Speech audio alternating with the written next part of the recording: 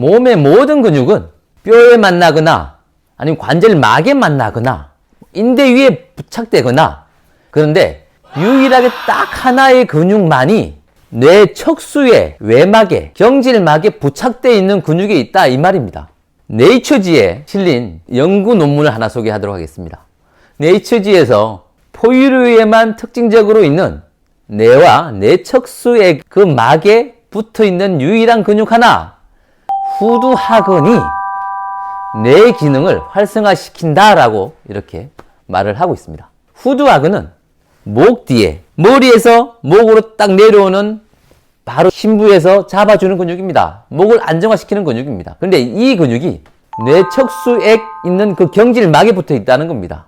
그럼 뇌척수액은 뭐 하는 거냐? 뇌척수액은 뇌척수를 지탱하는 그 바깥에 액으로서 윤활작용을 해줍니다. 통로라고 보시면 맞아요. 그래서 노폐물을 배출하고요, 뇌로다가 영양소를 공급을 합니다. 그러니까 뇌가 기능이 활성화가 되겠죠. 뇌척수액 통로가 원활해야 뇌 기능이 활성화되는 겁니다. 그런데 그 후두하근이 경직이 돼서 뇌척수액으로 가는 그 막을 눌러버리면 노폐물도 잘 안 빠지고 영양소 공급도 제대로 안 되니 아까 앞에서 말씀드렸던 뇌의 모든 문제가 발생하는 겁니다. 심한 두통도, 치매도, 이명도, 우울감도, 불면증도 이 뇌척수액이 원활하지 않을 때 나타나는 겁니다. 그래서 오늘은 이 너무너무 중요한 이 후두하근을 풀어내는 방법을 간단하게 보여드릴 겁니다. 후두하근은 머리 뒤에서 쭉 내려오면 톡 튀어나오는 뼈가 있어요. 외후두윤기라고 합니다. 본인들 만져보세요. 톡 튀어나온 뼈가 있습니다. 자, 외후두윤기에서 1cm 아래에서 양옆으로 혈자리를 보면 사실 풍지혈점 됩니다. 풍지혈 저 깊숙이가 후두하근이 있는데 너무 심하게 누르면 안 됩니다. 손가락 끝에 약간 힘이 들어가는 정도의 지압으로 누르고요, 고개를 그쪽 살짝 제낍니다. 제끼고 이렇게 해서 40초 이상 있으면 좋습니다. 그리고 반대쪽도 풍지혈 부위입니다. 부위를 꾹 누르고 40초 동로 이렇게. 예전에 제가 투판상근 치료하는 것처럼 여기에서 바로 옆에 자리를 엄지를 대고 이렇게 눌러도 됩니다. 이렇게 누르고 그대로 40초 정도 이상을 있어야 됩니다. 왜냐하면 근육이 저 깊숙이 있어요. 깊숙이. 엄청 깊숙이 있습니다. 너무 꽉 누를 이유는 없고요. 부드럽게 해야 천천히 전달돼서 이완이 되고 풀어줄 수 있는 겁니다. 그리고 반대쪽도 그 자리를 대고요, 뒤로 하고 누르고 40초 천천히 계속. 두 번째, 후두하근을 늘려주는 운동입니다. 앉아서 하기 편한 운동인데 제가 사진을 보여드릴 테니까 이런 느낌이다라고 생각하고 따라 하십시오. 두 번째하고 세 번째 손가락을 턱에 대시고요, 고개를 가슴 쪽으로 밀었는데 이 사슴 방향 위쪽으로 턱을 올린다는 느낌으로 넣으면서 이렇게 올린다는 느낌으로, 그렇게 해야 목 뒤에 이 만나는 부위가 뻐근해집니다. 위로 올린다는 느낌. 그림이 나오는 것 같죠? 10초 정도 있는 겁니다. 자, 옆으로 한번 보여드릴게요. 자, 굽혀 있다가 턱을 대고요, 쭉 세우면서 쭉 해서 이 방향으로, 턱이 이 방향을 올린다는 느낌으로. 어디냐? 후두하근 있는 데가 뻐근해지게. 왜? 거기를 늘리려고 하는 거거든요. 그래서 턱을 쭉 넣으면서 여기가 뻐근하게, 여기 부분이 뻐근하게 쭉 넣고 10초 이상 있는 겁니다. 뻐근하죠, 여기가. 그러지 않으세요? 여기가 뻐근해야 됩니다. 그렇게 해야 그 심부에 있는 후두하근이 늘어나는 운동이 되겠습니다. 첫 번째는 고치법입니다. 고치법은 이를 두드리는 법이라는 겁니다. 방법은 입을 다물고 입에서 어금니를 두드리는 겁니다. 소리 들리시나요? 입을 벌리게 해볼게요. 이렇게 하는 게 고치법입니다. 이 씹는 운동이 뇌세포를 자극하고요, 이 어금니 바로 위가 우리가 기억을 저장하는 해마가 위치해 있습니다. 그러니까 이 씹는 이 동작, 딱딱딱 하는 게 실제로 뇌에 자극이 전달되는 거죠. 자, 그런데 여기서 우리가 잊지 말아야 하는 건 이를 씹는 이 두드리는 동작을 적당하게 해야 된다는 겁니다. 너무 강하게 하면 뇌에 충격을 주게 되고 이도 손상이 옵니다. 그래서 적당한 강도로, 편안한 강도로 36회를 하시면 됩니다. 저랑 바로 고치법을 함께 해보자고요. 36번 할 겁니다. 입을 다물고 어금니를 두드릴 겁니다. 해보자고요.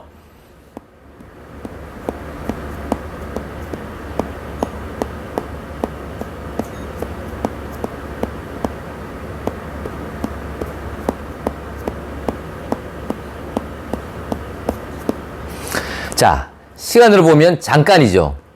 그리고 마지막에 이 고치법을 하게 되면 이를 두드리면 침이 나옵니다. 침을 삼키는 게 또 다른 핵심이니까 꼭 하셔야 됩니다.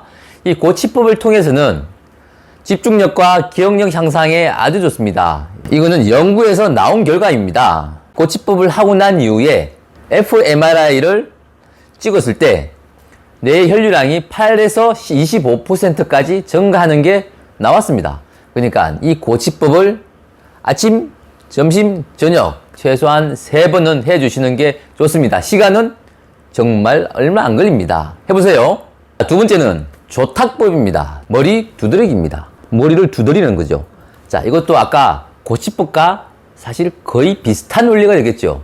머리를 두드리는 동작에서 실제로 뇌가 자극이 바로 가죠.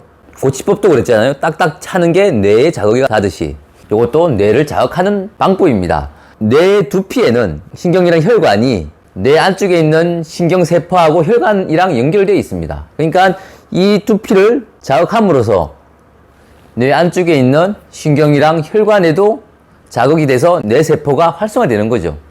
그리고 또 하나, 이 두피를 자극하는 건 두피에 근육군들이 있죠. 척두근도 있고 전두근도 있고 후두근도 있어요. 그래서 이 근육군들을 두드리면서 긴장성 두통이라든지 어지럼증이라든지 기억력 저하, 멍함 이런 부분도 많이 해소할 수 있으니까 이것도 해보시면 좋죠. 자, 저와 함께 해보자고요. 손을 이렇게 약간 굽히고요. 머리를 두드리는데 50회를 하시면 됩니다. 그런데 꼭 세셔야 돼요. 왜? 그래야 기억력이 좋아지고 집중력이 향상이 되겠죠. 일석이조를 노립니다. 자, 지금부터 하겠습니다. 자, 이 운동도 적당한 강도로 하는 겁니다. 너무 강하게 하면 또 충격이죠. 그래서 적당한 강도로, 시원한 강도로 합니다. 자, 50회 바로 하자고요. 자, 손을 약간 굽히고요. 해볼게요. 하나, 둘, 셋, 넷, 다섯, 여섯, 일곱, 여덟, 아홉, 열. 열하나, 열둘, 열세, 열네, 열다섯, 열여섯, 열일곱, 열여덟, 열아홉, 스물, 스물하나, 스물둘, 스물셋, 스물넷, 스물다섯, 스물여섯, 스물일곱, 스물여덟, 스물아홉, 서른, 서른하나, 서른둘, 서른셋, 서른넷, 서른다섯, 서른여섯, 서른일곱, 서른여덟, 서른아홉, 마흔, 마흔하나, 마흔둘, 마흔셋, 마흔넷, 마흔다섯, 마흔여섯, 마흔일곱, 마흔여덟, 마흔아홉, 십. 자, 50분 했죠? 자, 시간으로 따지면 금방이죠. 그래서 하루에 아침, 점심, 저녁 3번을 하시고요.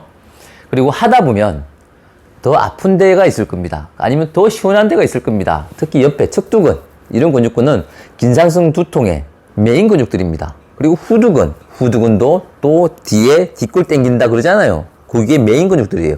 그래서 꼭 해보실 때 내가 두드렸는데 거기가 더 아프거나 시원하다. 그러면 거기를 좀 더 집중적으로 하시면 좋겠죠. 혀 운동이 어떻게 뇌 위축을 막고 다시 더 활성화시킬 수 있을까요? 자, 여기에 보이는 이 지도는 뇌지도라고 합니다. 인체 각 부위의 그 기능이 뇌세포를 얼마나 자극하는지를 보여주는 지도입니다. 가장 큰 거는 손입니다. 두 번째가 혀와 입입니다. 그래서 제가 예전에 고치법, 조탁법에 대해서 말씀을 드렸습니다. 이를 부딪히는 이 법과 손으로 머리를 톡톡톡 치는 법, 이게 치매 예방에 아주 좋다고 말씀드렸죠. 의미가 있는 내용이고 실제로가 효과가 좋습니다. 그리고 지금 말씀드리는 이 혀 운동은 일본에서 8,000명을 대상으로 혀 운동을 한 군 4,000명과 혀 운동을 하지 않은 군 4,000명을 6개월간 추적 관찰했을 때 혀 운동을 한 군은 6개월 이후에 뇌가 많이 활성화됐고 혀 운동을 하지 않은 군은 그대로 위축이 진행이 됐습니다. 어마어마하지 않습니까? 아주 간단합니다. 잠깐만 시간 내서 이 운동을 매일 따라해 보십시오. 자, 혀 운동 첫 번째. 혀를 앞으로 쭉 내밀었다가 말아 넣는 겁니다. 쭉 내밀을 때 혀 뿌리가 쭉 빠진다는 느낌까지, 긴장되는 느낌까지는 빼셔야 됩니다. 혀를 세장 내밀어서 혀 뿌리가 빠진다는 느낌, 최대한 뺀다는 느낌까지 오시고 말아 넣는 겁니다. 해볼게요.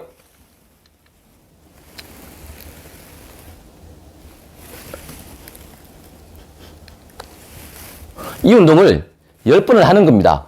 두 번째, 혀를 입 안을 시계 방향으로 10번 돌리고요. 시계 반대 방향으로 10번 돌립니다. 따라 하시면 됩니다. 혀를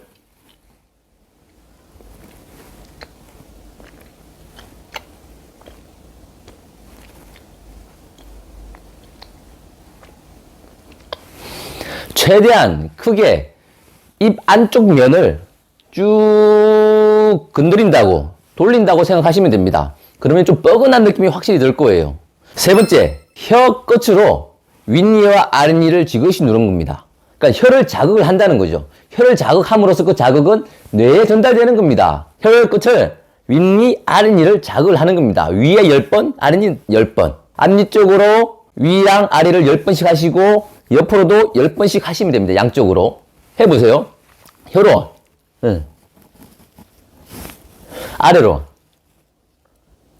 옆으로. 밑으로. 반대로도. 아래로도. 이렇게 10번씩 하는 겁니다. 아주 간단한 운동이지만 실제로 효과가 아주 좋았다는 겁니다. 그러면 이 운동이 왜 이렇게 효과적일까요? 이 연구를 진행한 과학자들은 인체 노화 현상을 뇌 위축이 가장 큰 원인으로 봤습니다. 그리고 이 뇌 위축의 증상은 혀가 경직되고 표정이 굳는 걸로 봤습니다. 그래서 이 혀 운동을 함으로써 입안에 있는 이 근육군들도 다 자극하지 않습니까? 그래서 그렇게 좋은 결과물들이 6개월 있다가 바로 나온 겁니다. 여러분들도 이 운동을 아침, 점심, 저녁 시간 날 때마다 하시면 됩니다. 그 운동은 손가락 운동입니다. 여기 계시죠? 지금 보여드리는 그림을 보시면 뇌지도라고 합니다. 뇌지도는 인체 각 부분의 쓰임을 뇌의 활성화 정도로 표현한 겁니다. 그러니까 여기서 보면 손이 엄청나게 크지요. 그러니까 손의 쓰임이 뇌 기능에는 엄청나게 중요하다는 거고 뇌 활성의 30%나 차지하고 있습니다. 그러니까 손이 뇌 전체 세포의 30%의 기능을 담당한다는 겁니다. 중풍이 걸렸을 때 재활을 하는 과정에서 보면 맨 마지막에 좋아지는 곳이 손가락이에요. 손가락은 뇌의 여러 군데에서 담당을 해서 이게 회복이 더디고 느린 겁니다. 이 손가락은 뇌의 기능이랑은 너무너무 밀접하다는 거죠. 이 손가락을 잘 사용하고 훈련을 시키면 뇌가 활성화가 되고 치매 예방이 된다는 겁니다. 핵심은 이겁니다. 손을 노동시키지 말고 훈련을 시키자입니다. 자, 그러면 뇌 살리는 손 운동법을 따라해 보시죠. 이 준비 운동입니다. 양쪽 손을 이렇게 콩콩콩콩 탄력을 주고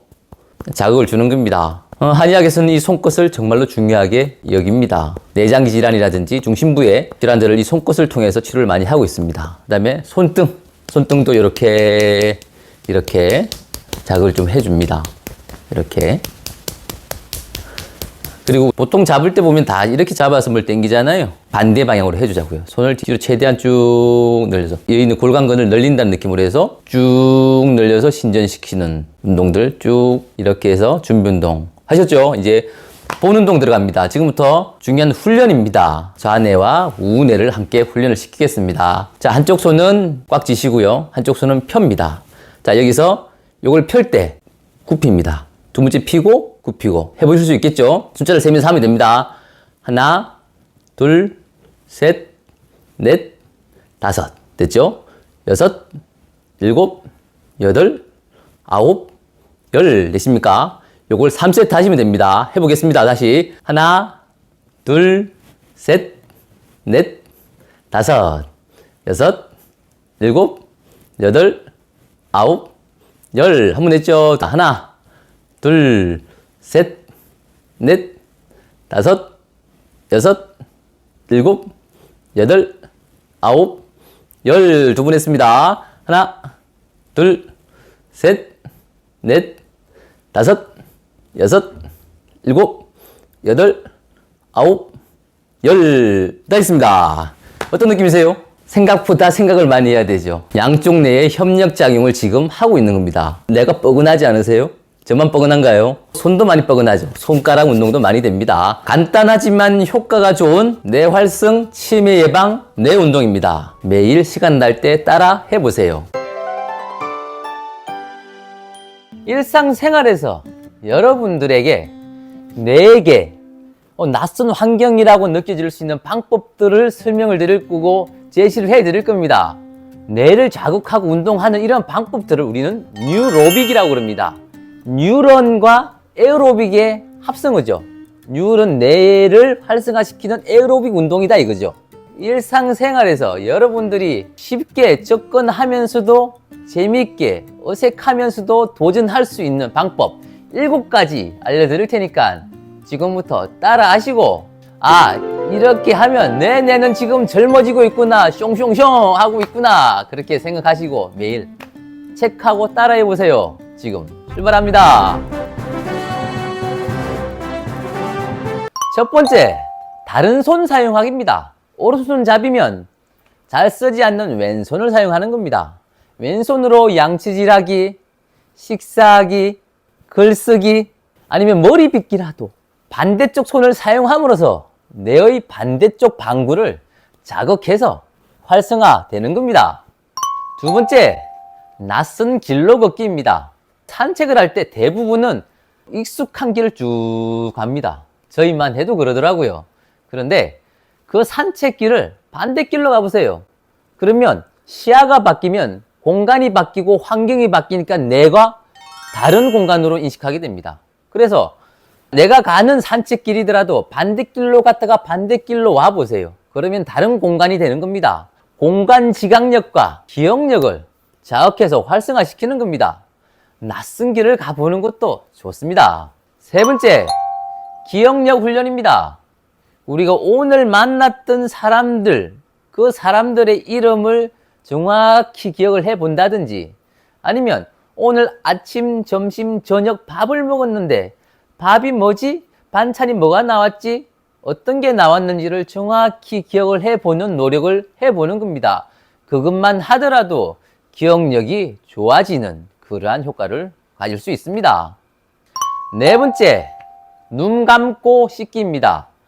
샤워를 할 때 눈을 감고 한번 몸을 씻어 보세요. 그러면 시각이 없던 우리의 촉각이 정말로 예민해집니다. 이 촉각이 뇌를 많이 자극합니다. 그래서 눈을 감고 씻으면서 촉각을 한번 계속 느껴보세요. 뇌가 많이 자극됩니다. 다섯 번째, 거꾸로 읽거나 또는 쓰기입니다. 책이나 글을 거꾸로 읽거나 거꾸로 쓰는 활동을 해보십시오. 지각적 혹은 인지적 처리 능력을 활성화시키는데 아주 좋습니다. 오늘 제가 글을 한번 거꾸로 읽어볼 겁니다.